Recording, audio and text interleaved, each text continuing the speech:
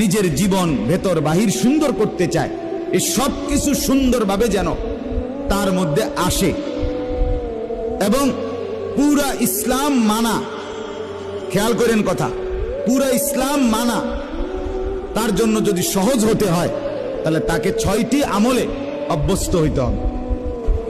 কয়টি আমলে? আবার বলেন, কয়টি আমলে?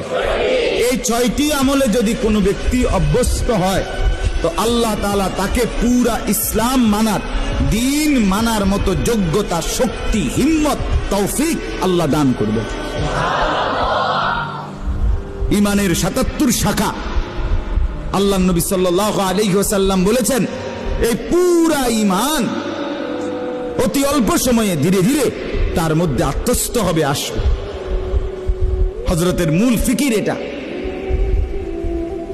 এই 1 সপ্তাহ খানকায় উনি এটা বুঝাইছেন যে আমার ফিকির, সারা পৃথিবীর মুসলমান যদি প্রকৃত অর্থে দিনদার হইতে হয় তাইলে ঈমানের 77 শাখা, মানে পুরা ঈমান, ইসলামের সবগুলো অংশ নিজের মধ্যে আনতে হবে, নিজের মধ্যে বাস্তবায়ন করতে হবে, তাইলেই সে পরিপূর্ণ দিনদার।